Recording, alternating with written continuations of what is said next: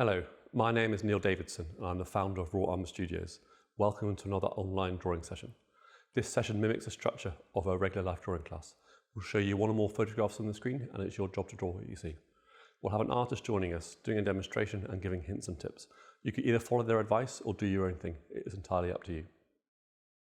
Once the session is finished, don't forget to post your work onto Instagram and hashtag it with #RawUmberLive. You can also download the reference photographs and watch this video again after the session is finished. So if the artist is going too fast for you, don't worry. You can watch the video now and then watch it again later on. Right, let's get started. Hello everyone and welcome to this latest Raw Umber portrait drawing session. In this hour pose, I want to work with pencil and talk about the differences between this medium versus something like charcoal, for instance. Now, graphite pencils come in different gradations. B, which is soft, to HB, which is a mid-grade, to then H, which is hard.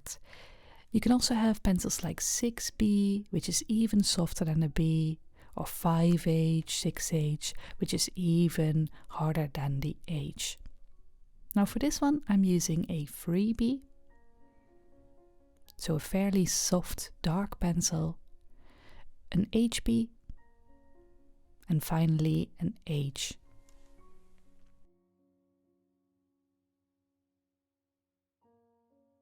So let's start with the drawing, and for this I'm using an HB. As you can see, I'm using the end of the pencil almost like a butter knife. Now the reason for this is that it's easier to make long, strong strokes like that. So I like to use this for the bigger sketches, the beginning of the pose. Whereas if we use it as we would write, as you can see, this is much better for detail and stronger pressure. Now the reason I'm using an HB and not an H or a B or something even harder or softer is that using that butter knife hold, I don't use an awful lot of pressure. So I want this pencil mark or these pencil marks to be easily erasable because I'm still doing the general block in. If I go with something like a B, it may go too dark. And if I go for something like an H, it may scar the paper because it's a lot harder and can really leave its marks on the paper if we use a lot of pressure. Now, of course, this is entirely personal, so have a feel with the different pencils and see what for you is the right balance between leaving a light mark that's easily erased, but not such a hard pencil that it scars the paper.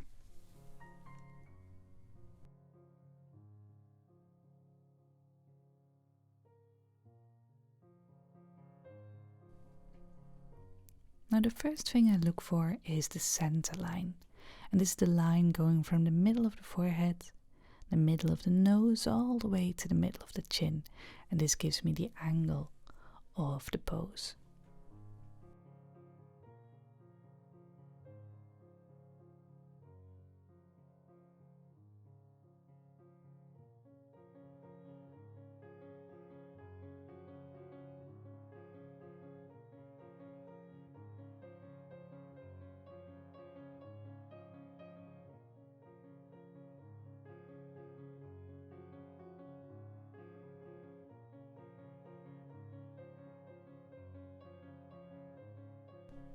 From here, I usually find it useful to divide the skull up into 3 parts.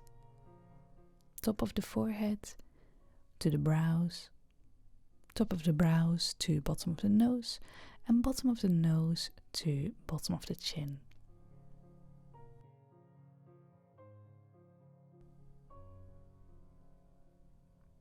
Now at this point I'm using standard measurements that are pretty universal just to get something onto the paper.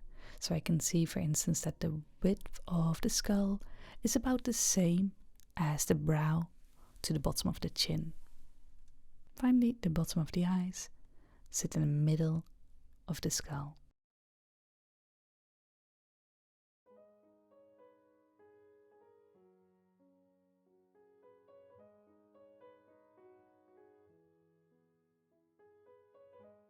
Now this gives us what I like to call the box of the head. Now you don't have to actually draw this in, but you can imagine a square box surrounding the forehead all the way to the cheekbones and the chin. Now of course, the skull isn't exactly a box, but what we're going to do is compare it to the box to see what direction the hair and the forehead take.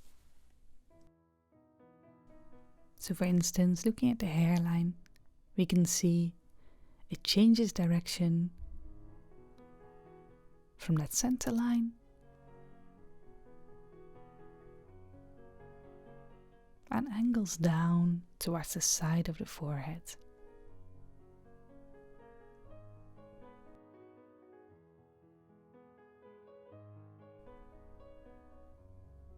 And looking at the distance between that and the top of the hair, we can easily start sketching in the hair of a little bit of a darker tone. From there, we can see that the side of the forehead is a bit more narrow and widens as we go towards the cheekbone.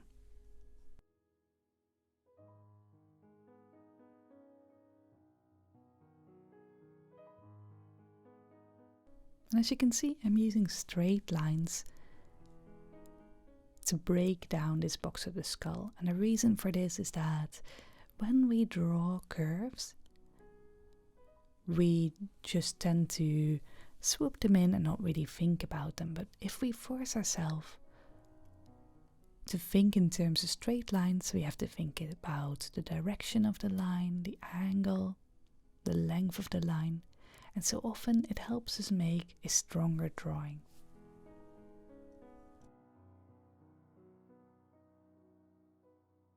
So same thing for the chin. We can see that angles in slightly towards the jaw and angles in even more towards the chin.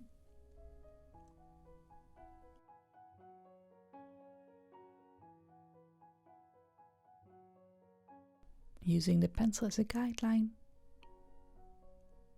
you can imagine this angle already. And of course, the angle that you decide on will really make a difference to the likeness. So some people have a square jaw, others may have a more narrow, pointy jaw. So really looking at these straight lines and these angles can help to create a nice likeness.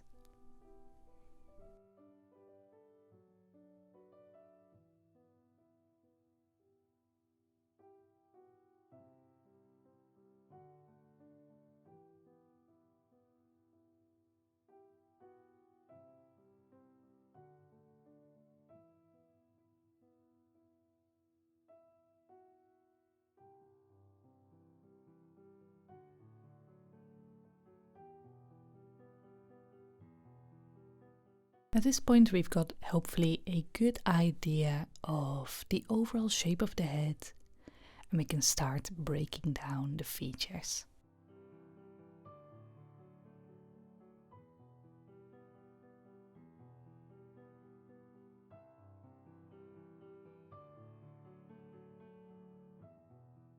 Now I tend to work from the middle out because we know where the center line should be, especially with a pose that's looking directly at us. And I tend to start from the keystone shape, and this is the shape that sits in between the brows. So finding the sides of the nose here, I can then look at that light shape above it and find the angles of the base of the brow.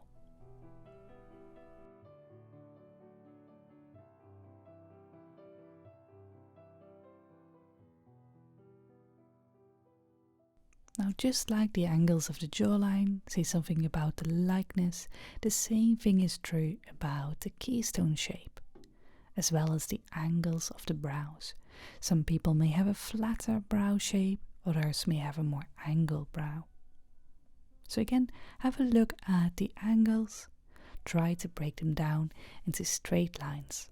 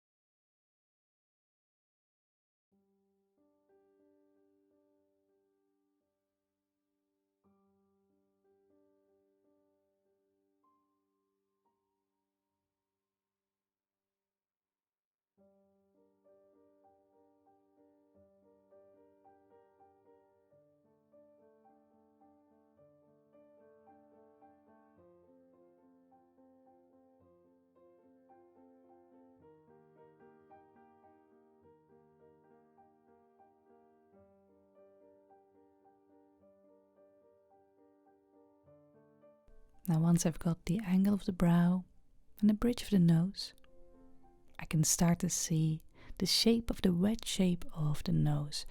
So going from the top of the bridge of the nose, I can draw 2 lines towards the sides of the nostrils.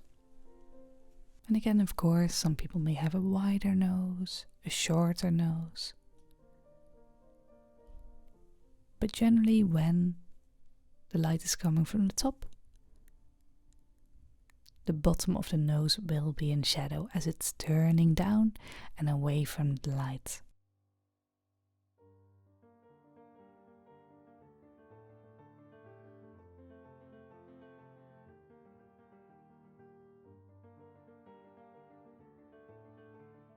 Looking at that side of the nose, I can almost see that the neck points towards that area, which helps me place the neck.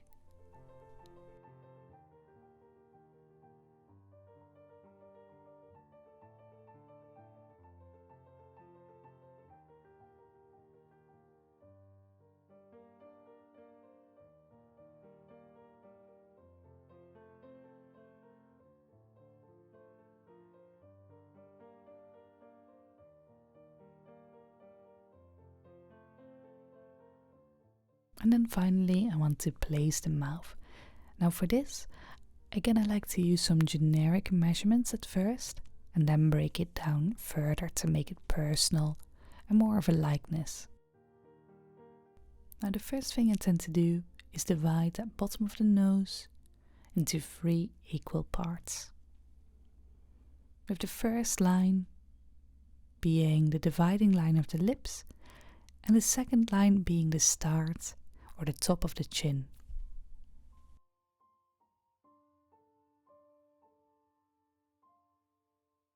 Now not everyone has the same shaped mouth, of course, so it's useful to look at the width of the mouth versus the eye sockets and just dropping down a line to find the corners of the mouth.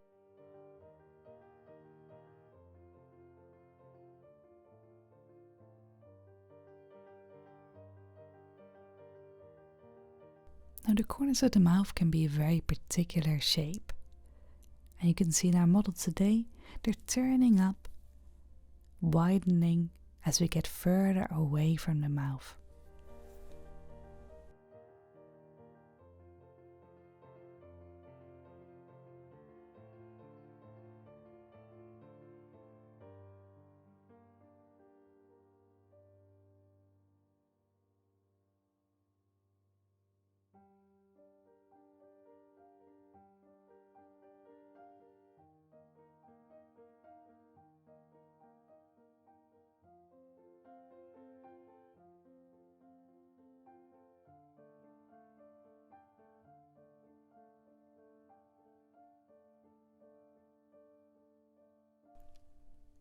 So I've got a rough idea of the placement of the features, and the next thing I want to do is really start thinking about my shadow shapes. And for this I'm using a 3B pencil. It can also be a 2B, 4B or even 6B. The main thing is that it's a bit softer and therefore releases more charcoal to the paper, so we can start building up those tones.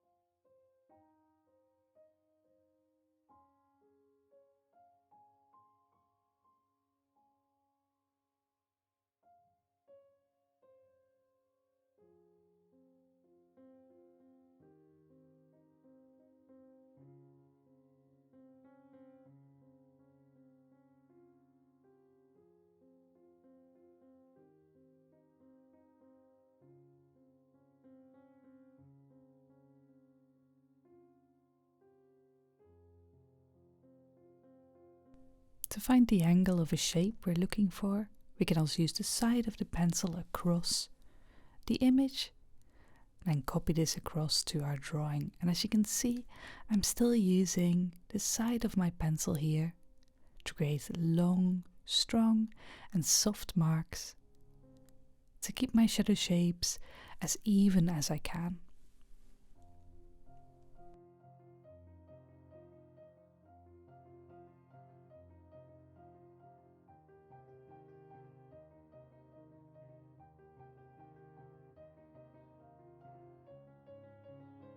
And just like before, I was just mapping out the placement of the features.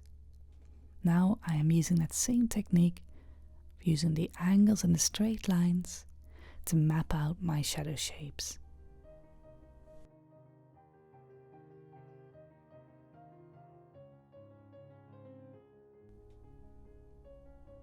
And this is just so we have an idea of the placement and later can start adding detail without worrying too much about the drawing.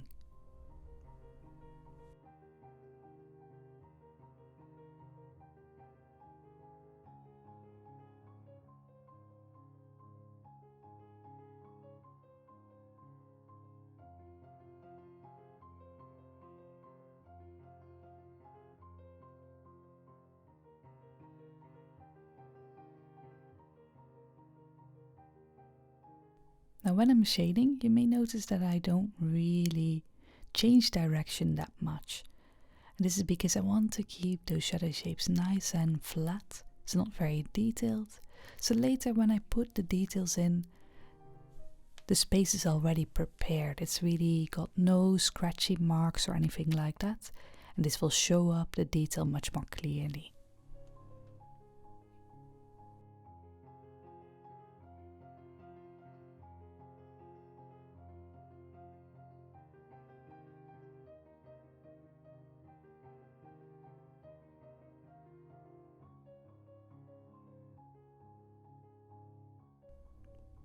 Now with the eye, we can see a darker shape very clearly near the brow. But generally there'll also be a darker shape at the outer corner of the eye, because this is where the eye tucks back into the eye socket. In the middle of these two shapes, there will be the round sphere of the eyeball. And you don't have to actually draw this in, but I like to at least very lightly, so I've got an idea of where it should be placed.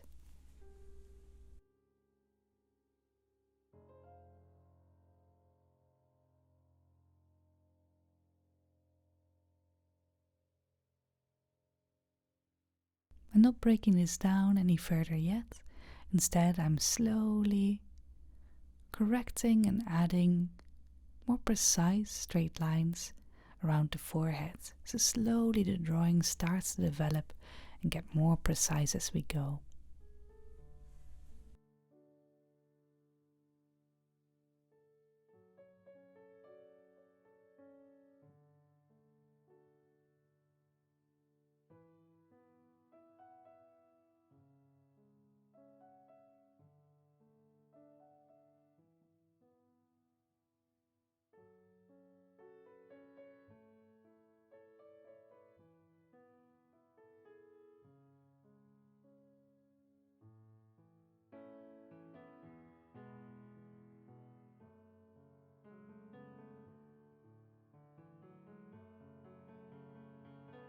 For instance, with the nose, at first we just used a wedge shape and a simple shape below for the shadow shape. But now I can start to break down the bridge of the nose and the round shape of the tip of the nose before we get to that shadow shape.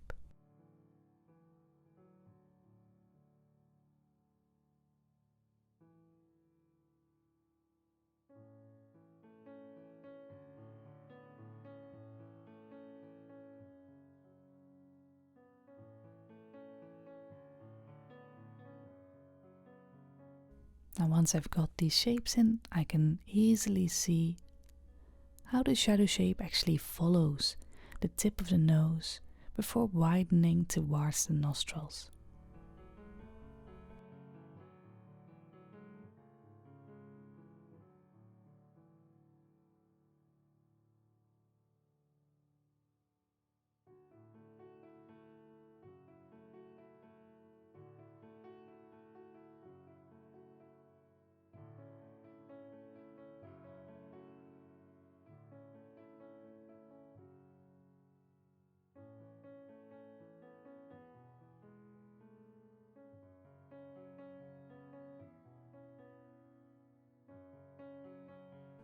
Now you may find that once we have the shadow shapes in, we don't really need any of the construction lines anymore. So for instance, looking at the nose, we don't actually need any of these lines.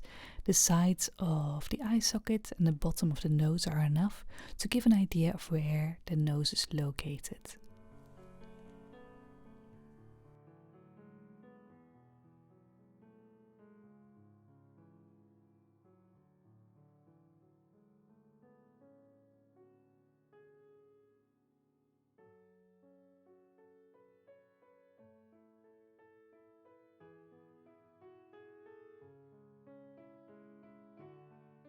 And this is something very useful about pencil. We can easily add in these very light construction lines just to help us find the shape. And then once we have the shape, they will erase easily back into the white of the paper and we can continue with the drawing.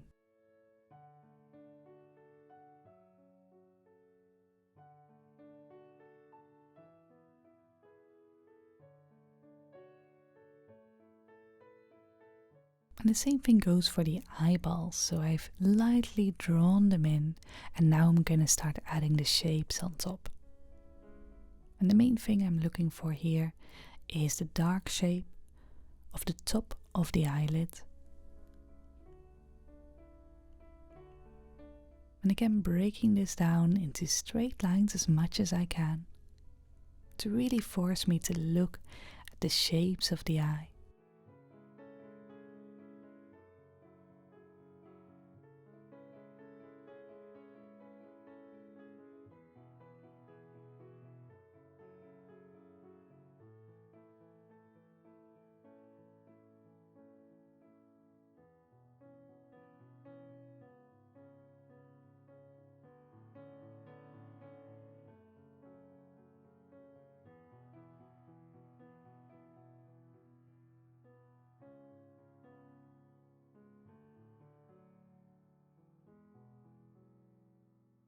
And the nice thing about working this way, using these straight lines and slowly breaking them down, is that we don't need to commit straight away. So for instance, now with the eye, I've created more of an idea of where I think it should be placed and the shapes surrounding them. And I can switch my attention, for instance, to the mouth for a moment. And this ensures that we keep a fresh eye. So every time we see something, we may pick up on small mistakes or small improvements we can do.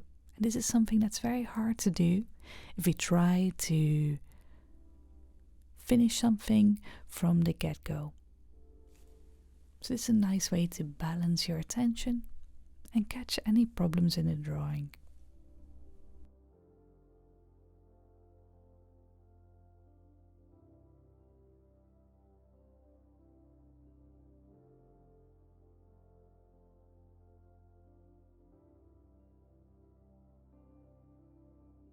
Now with the mouth, I'm trying to draw in the shapes of the top lip using that B pencil.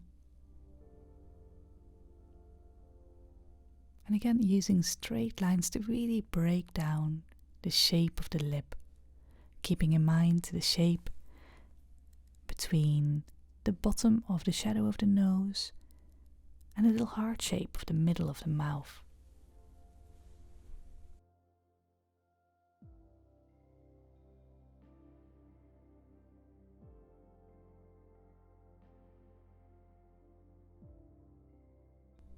Now the instinct may be there to outline the bottom lip, and you could do this using light lines. But what I tend to do instead is just draw the shadow underneath the bottom lip, because I tend to find that it is just as useful. And it also allows me to find the base of the chin and the light shape of the chin.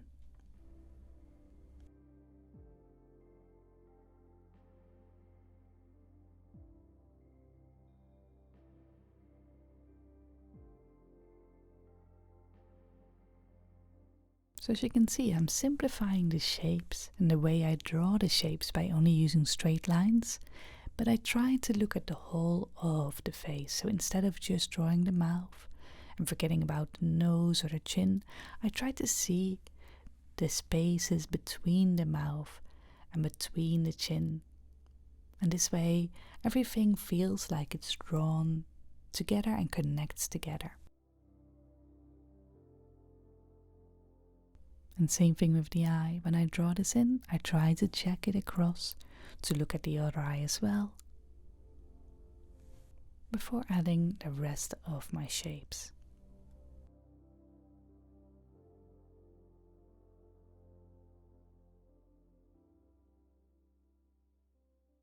Alright, so for the next few minutes I'm just going to jump around the drawing, trying to look at the shapes, correct them in small ways. And while I'm doing this, if you have any questions at all, feel free to let me know here in the comments if you're watching this live.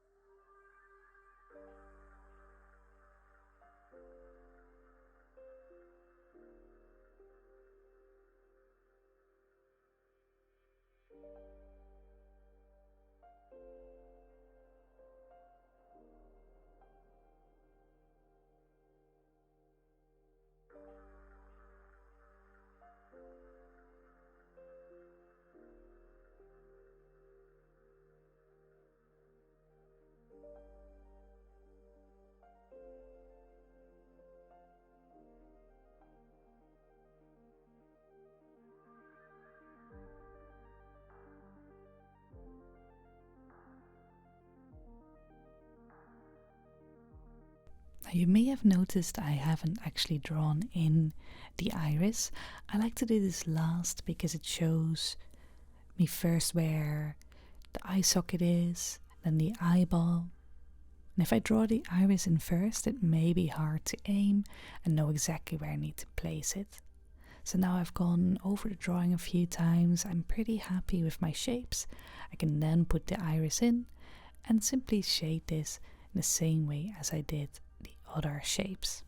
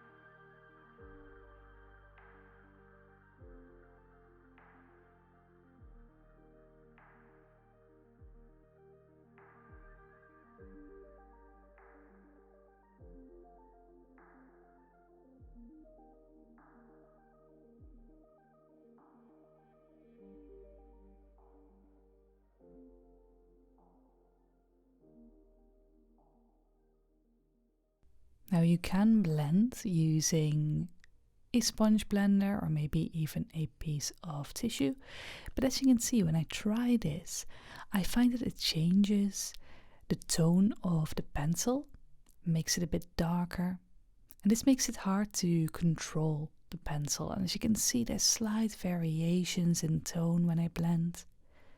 So what I prefer to do with pencil rather than charcoal is just use the different gradations of the pencil in order to control my tones or my values.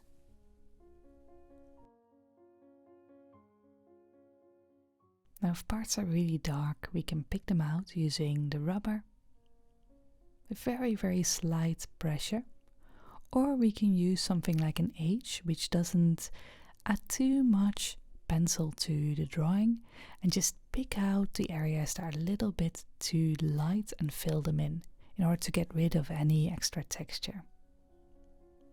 Now, how much you want to do this is up to you, of course. Some people prefer a rougher drawing, some people prefer a really smooth and beautifully rendered drawing.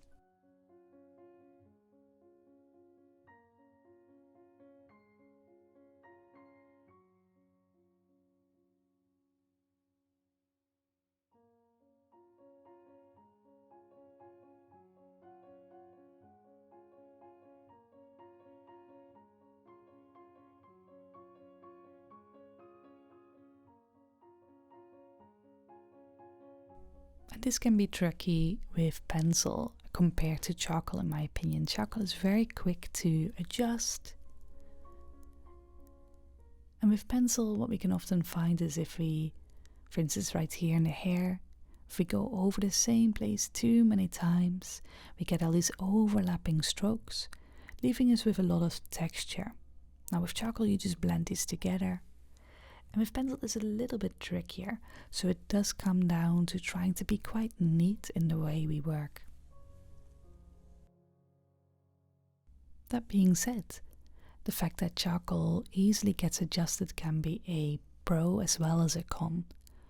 For instance, pencil stays where it's put, so it's much easier to control, compared to charcoal, which really moves around the page. So very different mediums, and both have their own strengths and their own weaknesses.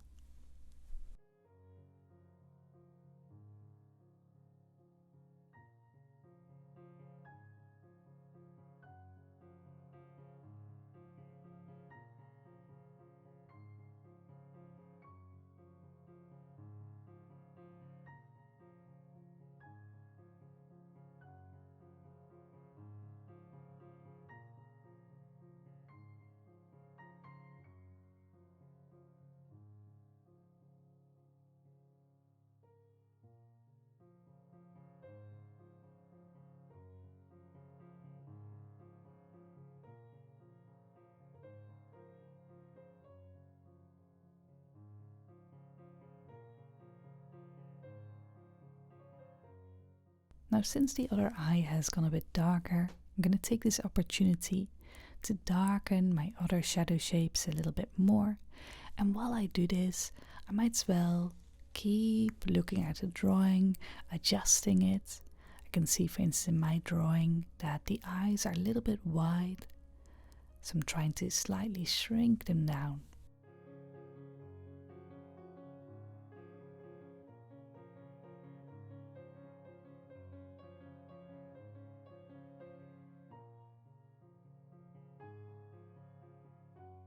Now luckily, because we started with an HB, not too much pressure at the start, these lines are easily erased, so this gives us a lot of flexibility when we're trying to correct the drawing.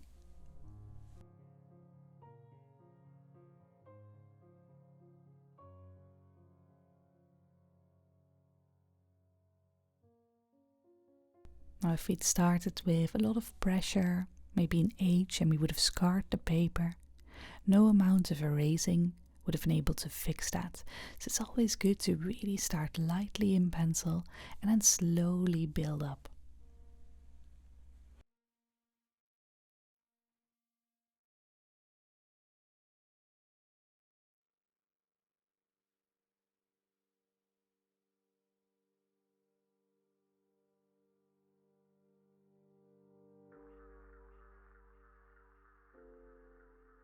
Now as I'm shrinking down, I'm running into another advantage, which is the straight lines.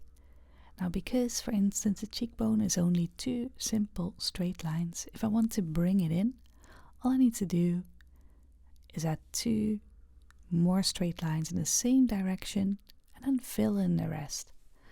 So that's something I find very useful about using straight lines, even if it does feel a little bit robotic and unnatural at first.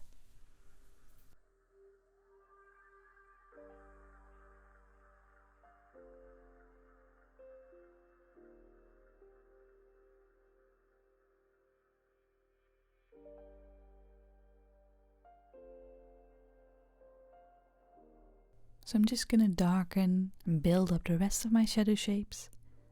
In the meantime, if you have any questions at all, feel free to let me know here in the comments if you're watching this live.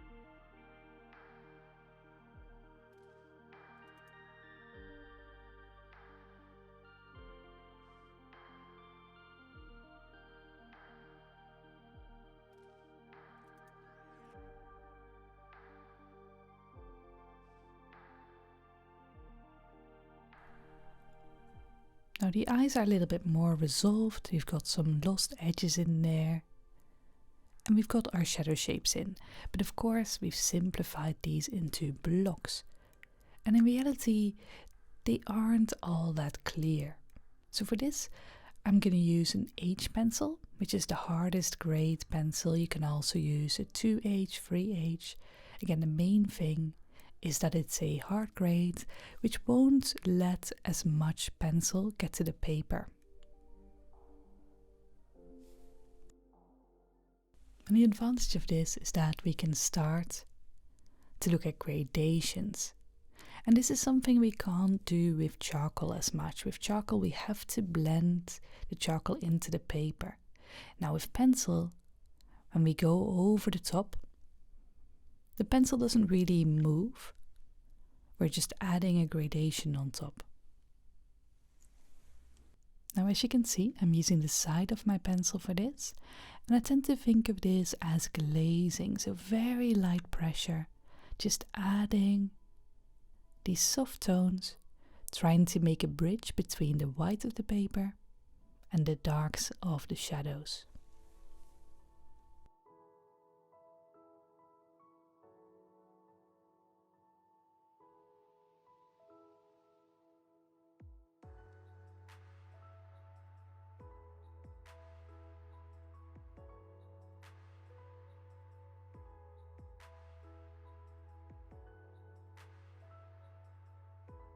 Right now, for instance, I'm adding the slight halftone on the sides of the nose. Now, something that is important here is that we don't go as dark as the shadows. We don't want the viewer to think this is a plane that turns down and this is a shadow shape. It should still be lighter than those shadows, but of course a bit darker than the white of the paper.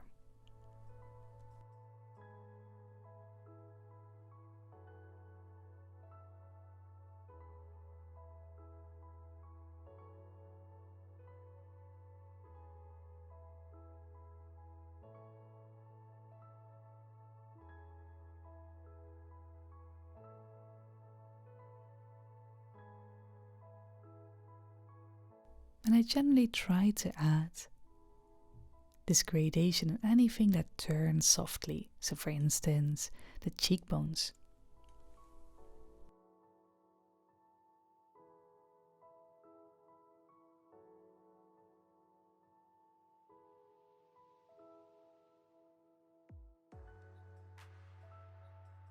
We can imagine that the cheekbones are actually quite round, so the rounder form is, the more we need this gradation. And I try to almost make it invisible, so I can't see where the white of the paper starts and my gradation using the H pencil begins.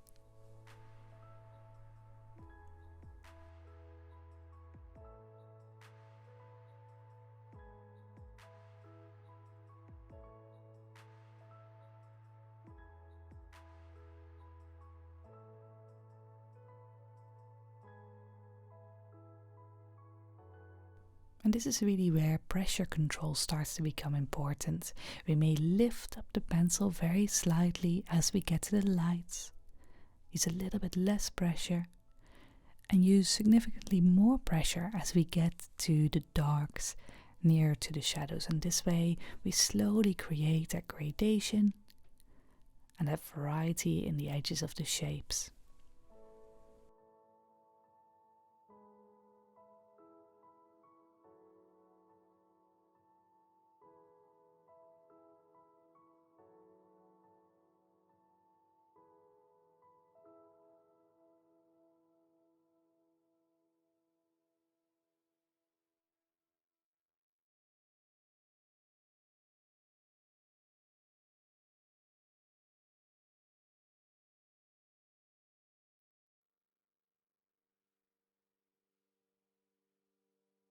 For instance, in the lower lip here, we know it shouldn't be a shadow shape, but it is a little bit darker than the surrounding areas.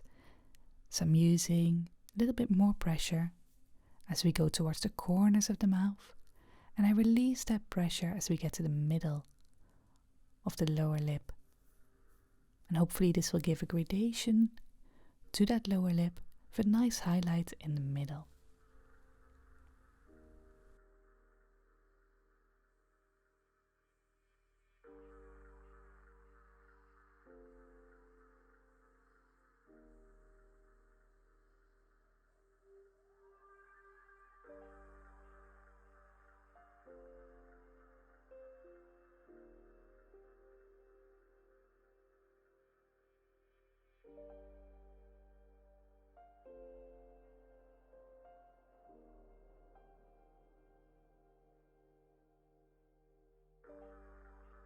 Now, pencil is excellent at doing these very subtle tones.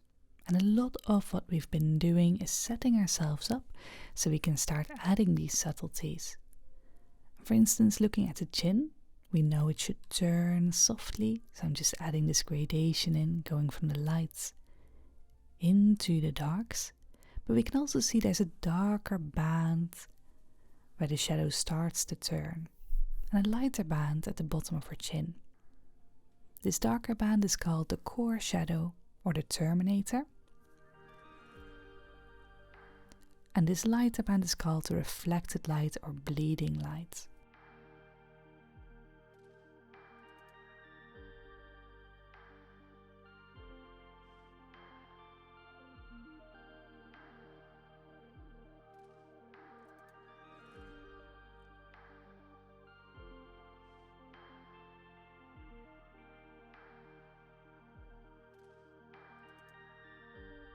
Now basically what's happening here is that as the chin turns, it goes from light slowly into shadow.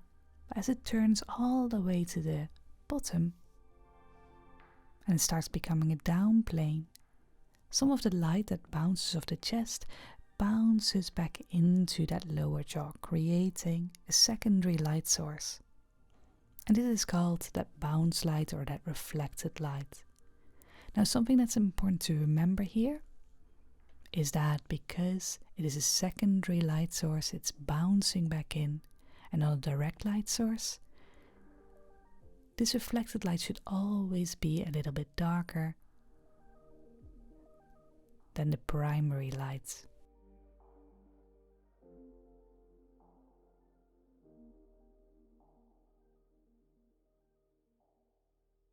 So as you can see, when I'm working on it here, I do add that subtlety in, but I make sure it's still a bit grayer, a bit darker than the pure white of the paper.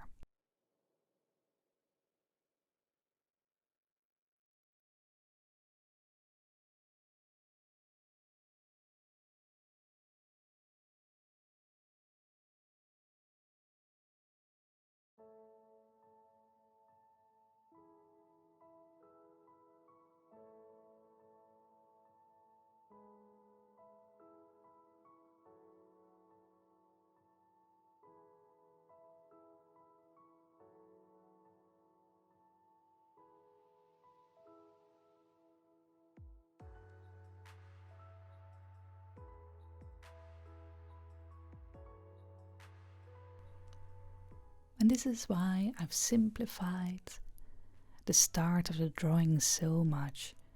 It allows us to concentrate on just one or two things at a time, and now we can really start to go for it with finishing the drawing and concentrate on this, and hopefully not have to worry about changing shapes too much, placement of the features, as well as how dark a tone really needs to go. We've really set all of that up before, and now we just have to focus on accents and edges and gradations.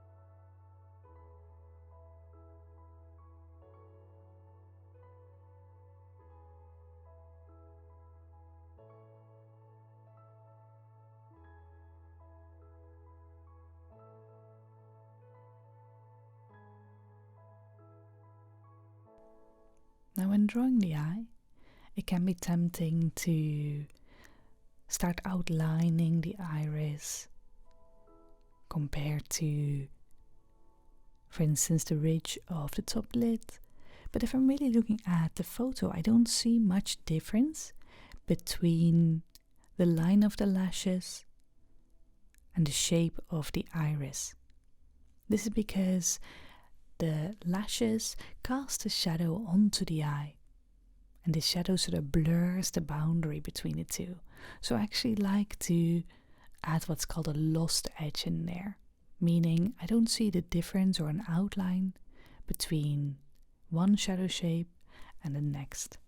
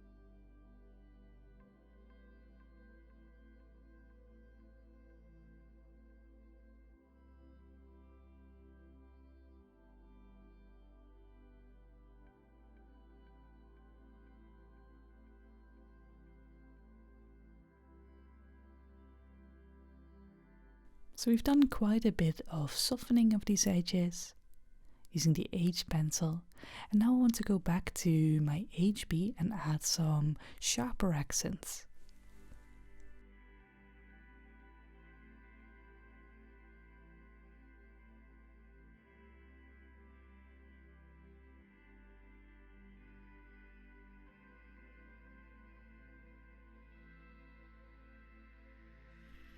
You could also use a B or a 2B for this, depending on how much pressure you like to use.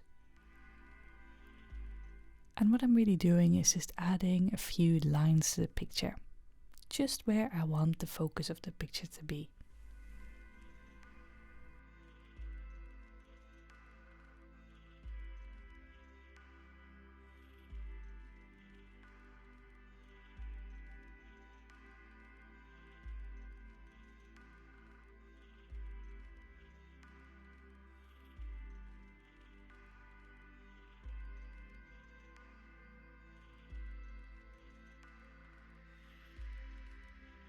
Now, as you can see, this is where I switch the way I hold the pencil back to how I would use a pen if I was writing. This is because it's much better for smaller shapes and better for adding pressure. And that's something we want when we're adding and building up these tones.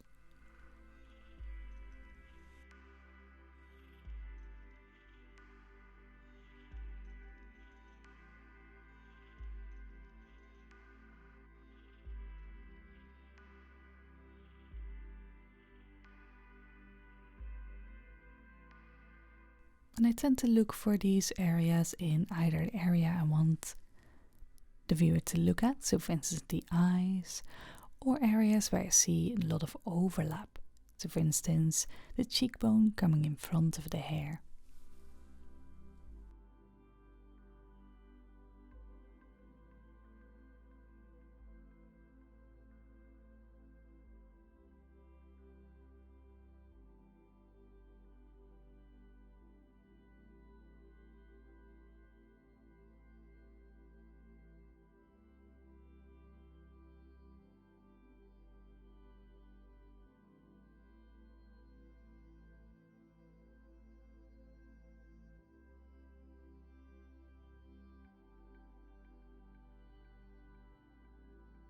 Now keep in mind that these lines add a lot of focus, so we generally don't want them somewhere we don't want the viewer to look so much.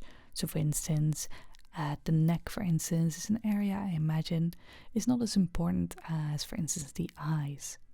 So I try to focus most of these harder lines in what's called the focal point.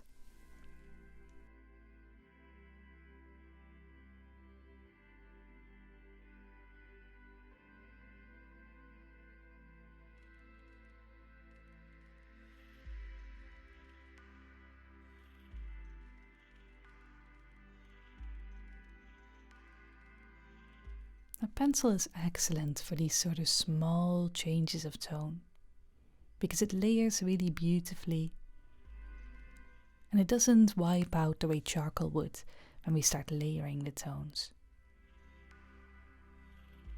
So for instance here in the nose, I can start adding a slightly darker accent for the nostrils.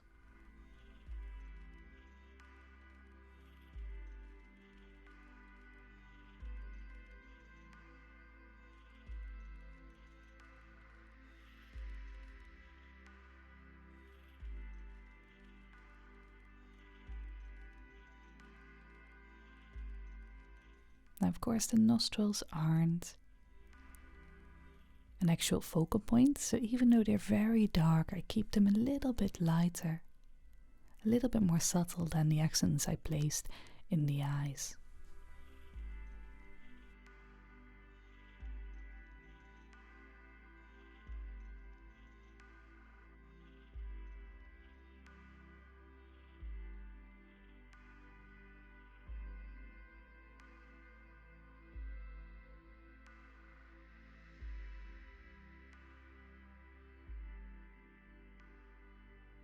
Now the wings of the nose overlap with the cheeks, and so that's an area where I would also add more of a line just to emphasize that overlap.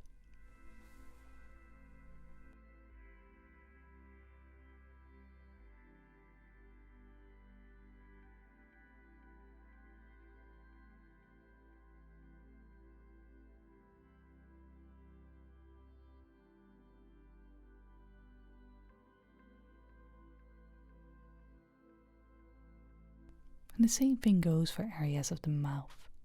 Now I do tend to focus mostly on the features, and I try to keep that hierarchy of focus on mind. So maybe the eyes have the most detail, the most accents, and the mouth and nose a little bit less, and of course the hair and the neck even less than that.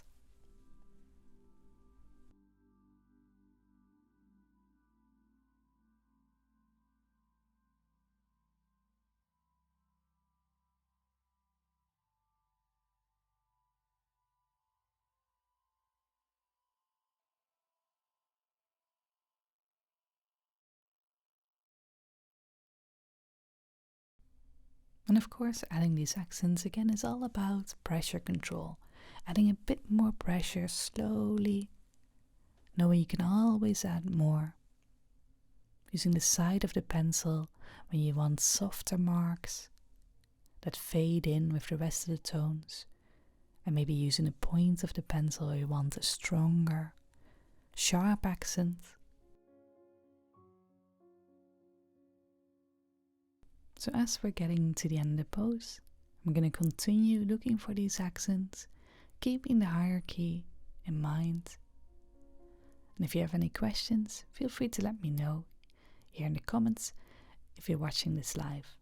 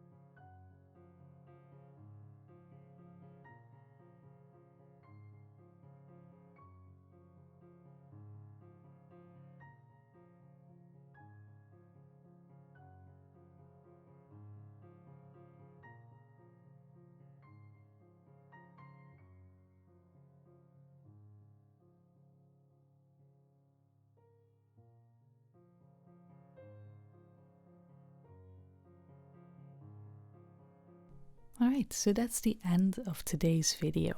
I hope you've enjoyed exploring pencil with me. And as always, if you'd like to show us your work, feel free to use the photograph button right here in the chat, or alternatively, if you use Instagram, use the hashtag #RawAmberLive. Finally, if you've enjoyed this video and would like to join us more often, we do figure drawing every Wednesday and portrait drawing every Sunday. So have a look at rawamberstudios.com/subscribe. I hope you enjoyed the session and thank you for taking part. Don't forget to post your works onto Instagram and hashtag them with #RawAmberLive. We run 2 sessions a week, a figure drawing session every Wednesday at 8 PM and portrait drawing every Sunday at 4 PM. The last portrait session of every month is free. Thank you and goodbye.